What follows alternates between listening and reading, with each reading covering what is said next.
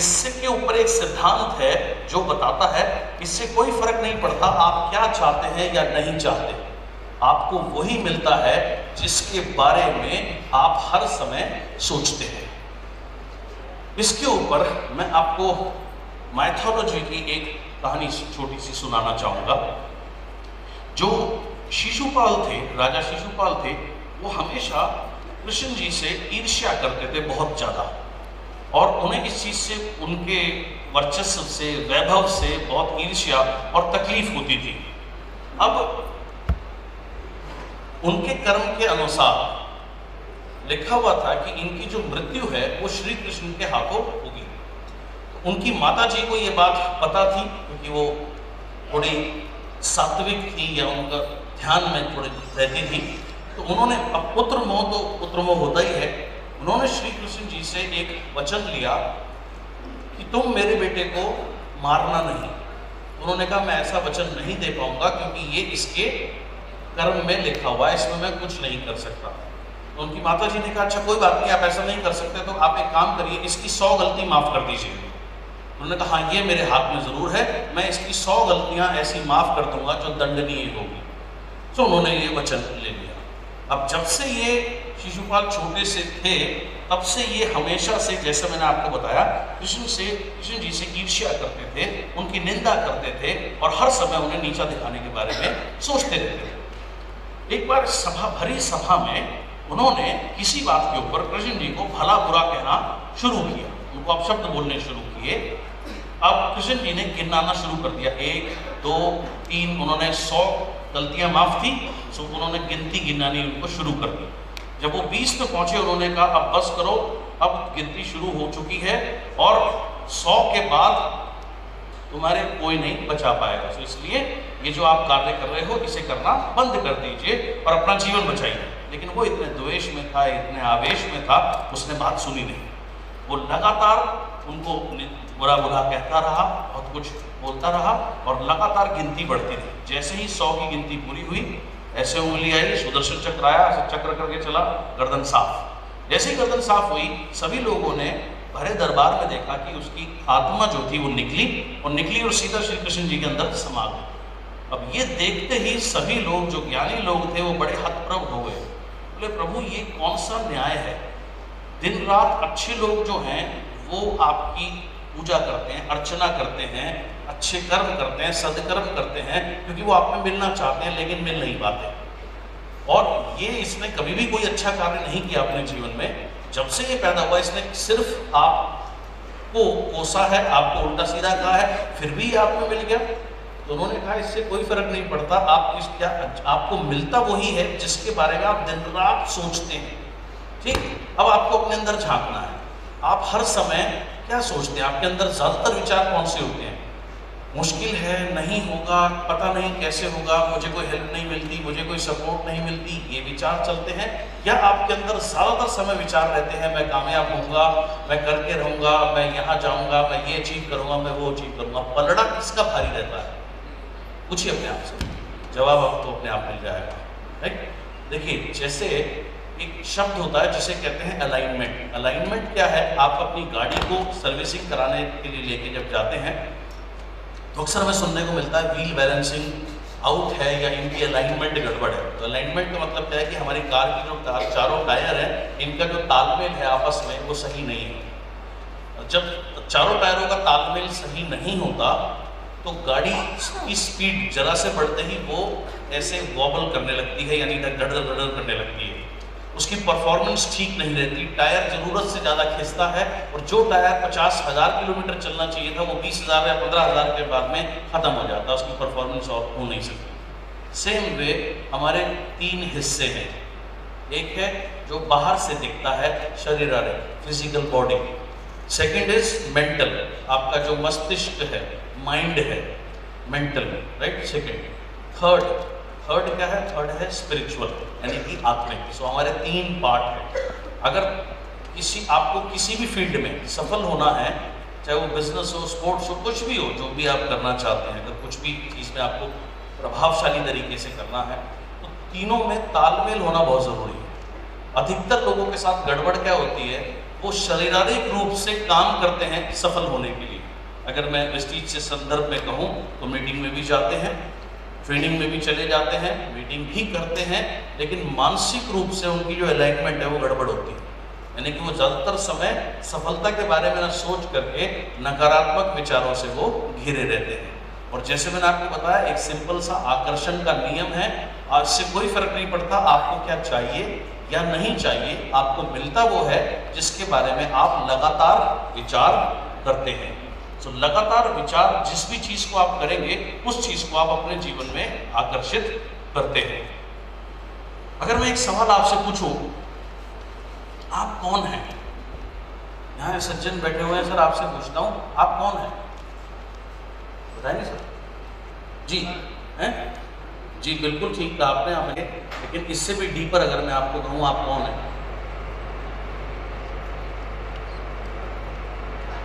बिल्कुल, आप बेसिकली हम सभी व्यक्ति एक सोल है, एक आत्मा है, राइट? आप देखिए जब कोई एक्सपायर हो जाता है, फिजिकली उसकी बॉडी वहीं रहती है, माइंड अंदर है, क्या चीज बाहर हो जाती है? सोल और आत्मा। ओके, सो सोल अल्टीमेटली आप कौन है? आप फिजिकल बॉडी आपका एक पार्ट है, मेंटल भी आपका एक पार्ट है, बट अल्टीमेटली आप एक सोल है। ओके, क्लियर हुआ? राइट? एंड अब एक चीज और अगर मैं आपसे पूछूं, आप जैसे मैंने आपको अभी थोड़ी देर पहले बताया, आपके जीवन के 3 स्तंभ हैं, आत्मिक, मानसिक एंड शारीरिक। तीनों चीजों में तालमेल से ही हमें सफलता मिलती है। अगर मैं अब आपसे एक सवाल पूछता हूं, आप किसकी संतान हैं अपने माता पिता के अलावा? परमेश्वर कह लीजिए जी। हम सभी परमपिता परमात्मा की संतान। बिल्कुल सही आपने कहा, आपने कहा हम सभी परमपिता परमात्मा की संतान है। बैठ जाइए सर, बिल्कुल सही आपने कहा, राइट? आप इसको परमपिता परमात्मा कह लीजिए, परमेश्वर कह लीजिए, खुदा कह लीजिए, भगवान कह लीजिए, कुछ भी कह लीजिए, नाम आप किसी भी नाम से इसको जान सकते हैं, बट हम सभी जानते हैं कि एक शक्ति है जो बहुत ज़्यादा, जो सबसे पावरफुल है और सारी चीज़ों को कंट्रोल करती है। करेक्ट? नाम कुछ भी हो सकता है, आप वो आपके ऊपर डिपेंड करता है आप उसको किस नाम से पुकारते हैं। जैसे अगर मैं आपसे उदाहरण देता हूँ, इस बोतल के अंदर क्या है? जी हाँ, आपने कहा पानी, क्योंकि ये सवाल मैंने आपसे यहाँ पूछा। अगर यही सवाल मैं लंदन में पूछूंगा तो मुझे जवाब पानी नहीं मिलेगा, वाटर मिलेगा। अगर यही सवाल मैं तमिलनाडु में पूछूंगा तो मुझे जवाब मिलेगा तन्नी। अगर यही सवाल मैं कर्नाटका में पूछूंगा तो मुझे जवाब मिलेगा नीड़। और अगर यही सवाल मैं मणिपुर में पूछूंगा तो मुझे जवाब मिलेगा तुई। तो कहने का अर्थ है कि जितनी भाषा, उतनी भाषा में हम इसको अलग नाम से ज़रूर जान सकते हैं, डिपेंडिंग हम कहाँ हैं, लेकिन अल्टीमेटली राइट ये ठीक। सेम वे आप उसको क्या कहते हैं? आप खुदा कहते हैं, भगवान कहते हैं, अल्लाह कहते हैं, गॉड कहते हैं, परमेश्वर कहते हैं। ये डिपेंड करता है आपकी सोच और आपकी परवरिश के ऊपर, कह कुछ भी सकते हैं। Okay, super power. लेकिन हम सब लोग इस बात को क्या एग्री करते हैं कि एक सुपर पावर है जो अल्टीमेटली जो क्रिएटर है। एग्रीड? है ना? नाम कुछ भी हो सकता है, लेकिन इस बात पर हम सब सहमत हैं? गुड। तो उस ओके, क्या आप हम में से कोई व्यक्ति ऐसा है जो अपनी मर्जी से चूज करके, चुन करके, चॉइस से पैदा हुए? अगर ऐसा होता तो शायद सब अपग्रेडेड वर्जन में जाना चाहते, है ना? तो आप ना अपनी मर्जी से आप पैदा हुए हैं, ना अपनी मर्जी से आप यहाँ से पलायन करेंगे। किसकी मर्जी से आए? सुपर पावर और द गॉड, सिंपल। ओके, जाएंगे भी उसकी मर्जी से। सो अल्टीमेटली आप किसकी संतान है? आप हैं परमपिता परमेश्वर, खुदा, भगवान। पर यहाँ पर सिंपल एक ये शब्द दे देते हैं ताकि हम आराम से एक जगह पर समझ सकें। तो परमपिता परमेश्वर, चलिए गुड। अब अभी मैंने आपको क्या बताया था? आप क्या है? एक आत्मा है, जीवंत आत्मा। सो जीवात्मा, जीव के अंदर है जीवात्मा। गॉड को, भगवान को परमात्मा कहा गया है। परमात्मा का मतलब क्या, परम का मतलब क्या है, परम का अर्थ क्या है? संस्कृत में परम का अर्थ है फर्स्ट और द सर्वश्रेष्ठ, द बेस्ट। सो परमात्मा ने से बना जीवात्मा। परमात्मा की 84 लाख क्रिएशंस हैं, फॉर्म्स ऑफ लाइफ, डिफरेंट अलग अलग प्रकार के योनियों में जीवन। जैसे लाखों प्रकार के कीड़े इंसेक्ट्स, लाखों प्रकार की चिड़ियाएं हैं, लाखों प्रकार के जानवर। सी वर्ल्ड एक अनदर वर्ल्ड है, समुद्र के अंदर का जो वर्ल्ड है, जो जीवित वर्ल्ड है, वो एक अनदर वर्ल्ड है। सो ऐसे कहते हैं 84 लाख योनियां हैं या डिफरेंट फॉर्म्स ऑफ लाइफ है। उसमें सबसे सर्वश्रेष्ठ कौन सा है? हाँ जी, उसमें सबसे सर्वश्रेष्ठ जो माना जाता है वो माना जाता है इंसान। तो आप देखिए, आपका जो ये जीवन है जो उसने दिया, उसमें उभार रूप आपको ये जीवन दिया, और 84 लाख प्रेजेंट में से, गिफ्ट में से आपको कौन सा मिला? नंबर 1 गिफ्ट उसने आपको दिया in form of human life. ठीक है। सो अब देखिए, सबसे बड़ा उपहार आपको मिला मानव जीवन। अब अगर आपको कोई बहुत खास व्यक्ति, बहुत जिनकी आप इज्जत करते हैं, मान करते हैं, सम्मान करते हैं, अगर वो आपको एक साधारण सी चीज भी दे दे तो आपके लिए वो असाधारण होती है, क्योंकि उस जिनसे आपको मिली है वो आपको बहुत प्यारे हैं। ये सर नो?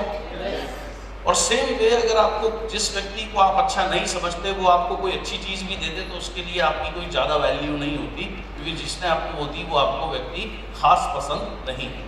तो जब किसी के दिए हुए उपहार वो आप संभाल के रखते हैं, प्यार से रखते हैं, तो आप किसका सम्मान कर रहे हैं? उपहार का या देने वाले का? देने वाले का, बिल्कुल सही आपने कहा। और जब आप किसी की चीज की बेकदरी करते हैं तो आप उपहार की बेकदरी करते हैं या देने वाले की बेकदरी करते हैं? देने वाले की, बिल्कुल सही। सेम वे आपको ये जीवन मिला, किसने दिया? गॉड, भगवान, ओके, सुप्रीम पावर। जब आप इसका सदुपयोग करते हैं, सदुपयोग कैसे करते हैं? जब आप अच्छे कर्म करते हैं, कामयाब होते हैं, और लोगों की मदद करते हैं, हेल्प करते हैं, कई लोगों को आगे बढ़ाते हैं, इंस्पायर करते हैं, प्रेरित करते हैं अपने शब्दों से, अपने कर्मों से, तो आपने क्या किया? अपने जीवन का सदुपयोग किया। और वहीं जब आप अपने को हीन समझते हैं, दीन समझते हैं, और इस स्थिति में नहीं होते कि कुछ भी बेहतर कर सकें किसी के लिए भी, तो आपने क्या किया? अपने उपहार स्वरूप जीवन का दुरुपयोग किया या अपमान किया, और अपना नहीं किया, अल्टीमेटली आपने क्रिएटर का अपमान किया। आपने जो उसने आपको दिया उसका कोई भी लाभ नहीं उठाया। हर एक धर्म में अलग अलग तरीके से कहा गया है, कहने के तरीके अलग अलग हैं, लेकिन हर एक धर्म में कहा गया है कि और लोगों की मदद करो, उनकी सहायता करो, उनको आगे बढ़ने में उनको आगे बढ़ाओ, कुछ अच्छा काम करो, कुछ भला काम करो। कहा गया है कि नहीं कहा गया? किसी धर्म में कहा गया दूसरों को मारो, दूसरों को लूटो, उन्हें खसूटो? किसी ने सिखाया? किसी ने नहीं सिखाया। सो हर एक धर्म में सिखाया गया कि आप अच्छे कर्म करिए। अब हिंदी में एक कहावत है कि नंगा नहाएगा क्या, निचोड़ेगा क्या। इसका अर्थ क्या है? अगर आपके पास अपने लिए ही पर्याप्त नहीं है तो आप किसी के लिए क्या कर पाएंगे? आप अपने ही स्ट्रगल करते रहते हैं, आप किसी के लिए कुछ नहीं कर सकते। लेकिन यदि आप सफल व्यक्ति हैं और आपके शब्दों से, कर्म से दूसरे किसी व्यक्ति को प्रेरणा मिलती है, आगे बढ़ने में मदद मिलती है, तो आप अपने जीवन का सदकर्म कर रहे हैं, इसका सदुपयोग कर रहे हैं, यानी कि आप अपने जो उपहार मिला है इसका सम्मान कर रहे हैं, इसको बेस्ट यूटिलाइज कर रहे हैं, और जिसने आपको ये दिया उसकी आप इज्जत कर रहे हैं। जब इस बिजनेस में आप आते हैं, आप कामयाब होते हैं, न सिर्फ आप खुद पैसे कमाते हैं, आप बहुत सारे लोगों को रास्ता दिखाते हैं। जब इस बिजनेस में आप आते हैं, आप कामयाब होते हैं, प्लान दिखाते हैं, और बहुत सारे लोगों को बहुत अच्छे उत्पादों के बारे में बताते हैं। अभी जैसे टेस्टिमोनियल में हमने सुना, तेजिंदर राणा ने बताया कि उनकी माता जी को यहाँ दर्द होने लग गया था, हाथ नहीं उठता था, तो रिजवान जी ने आकर जब उनको एक प्रोडक्ट बताया तो उन्होंने क्या किया? इनडायरेक्टली एंड डायरेक्टली दोनों तरीके से उनका हेल्प किया। हेल्प करने से क्या हुआ? हेल्प जब करी, पहले प्रोडक्ट से हेल्प करी, सेहत से हेल्प करी, फिर दौलत सिस्टम से हेल्प करी। सिस्टम की हेल्प करने से क्या हुआ? वो खुद भी सफल हुए, वो भी सफल हुए, उनके द्वारा और पता नहीं कितने लोग सफल हुए। ये सिस्टम है। जब आप इस बिजनेस में कामयाब होने के लिए कार्य करते हैं, ऑटोमेटिकली आप जो लॉ ऑफ नेचर है यानी कि अच्छे कर्म करने का, वो ऑटोमेटिकली होने लगता है, प्रोसेस है। अब एक सिंपल सी चीज मैं आपसे पूछूंगा, कोई भी अच्छी कंपनी, कोई भी बेहतरीन कंपनी वो कैसा उत्पाद बनाती है? सर खराब उत्पाद बनाती है, अच्छा उत्पाद बनाती है अच्छी कंपनी, इसीलिए तो वो अच्छी कंपनी कहलाती है। ओके, और कभी कभी ऐसा होता है कि एक मैन्युफैक्चरिंग डिफेक्ट आ जाता है। जैसे 15 साल पहले मैंने एक बार पढ़ा था कि उस समय जो टेलीविजन बनाने वाली नंबर 1 कंपनी थी सोनी, उसने एक खास तरीके का नया मॉडल लॉन्च किया, और उस मॉडल में जो क्वालिटी की वो पिक्चर ट्यूब देना चाहते थे वो नहीं दे पाए, तो जितनी भी वो मार्केट में गए थे उन्होंने वापस बुलवा लिए और वो पिक्चर ट्यूब उन्होंने फिर बदली और फिर वापस मार्केट में भेजी। ऐसे ही कुछ महीने पहले मैंने पढ़ा होंडा कंपनी ने एक अपने पर्टिकुलर कार के मॉडल में उनका जो स्टीयरिंग था वो उतना अच्छा नहीं लग पाया जितना वो लगाना चाहते थे, और जितनी भी वो मार्केट, जितनी भी कारें वो मार्केट में जा चुकी थी, वापस उन्होंने बुलाई, उसको चेंज किया और फिर उन्होंने सेल के लिए डाला। तो ऐसा ये कंपनियां क्यों करती हैं? क्योंकि ये सभी कंपनियां बहुत बेहतरीन कंपनी हैं, ये हमेशा बेहतरीन उत्पाद बनाती हैं और ये नहीं चाहती अगर किसी गलती से कोई कमी रह गई है तो वो उत्पाद बाजार में बिके और उनकी नाम या साख खराब हो, इस वजह से ये कंपनियां ऐसा करती हैं। ठीक है।